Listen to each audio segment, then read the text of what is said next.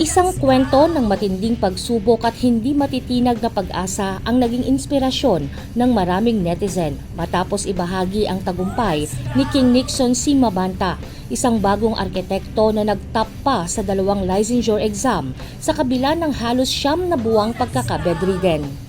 Pagbabahagi ni Mabanta sa kanyang Facebook noong 2022 habang naghahanda sana siya para sa Architect Licensure Examination, bigla siyang tinamaan ng malubhang karamdaman na nagpahinto sa lahat ng kanyang plano. Dahil dito, napilitan siyang itigil ang pagpasok sa review center. Wala siyang nadaluhang refresher, mock boards o final coaching dahil para kay Mabanta, mas mahalaga noon ang kanyang kalusugan kaysa sa anumang pagsusulit. Umabot pa niya sa punto na itinapon niya ang lahat ng kanyang notes at school materials, dala ng pangambang baka hindi na siya umabot sa kinabukasan. Mula August hanggang October 2022, ang pinakamabigat na yugto ng kanyang buhay. Hindi siya makatayo ng maayos at halos buong katawan niya ay namamaga. At dumating niya ang panahong tila tinanggap na nilang mag-anak ang pinakamasamang maaring mangyari.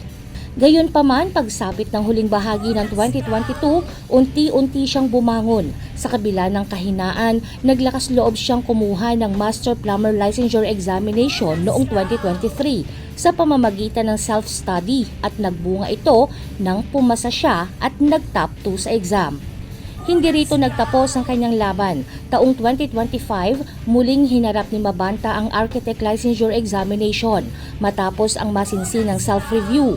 Sa kabila ng takot at pagdududa, nagtagumpay siya at nakamit ang top 1 spot.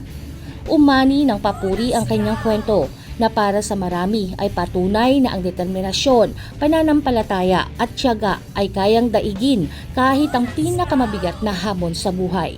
Hindi mo lang ipinasa ang exam, dalampasan mo ang mismong buhay ayon sa isang netizen.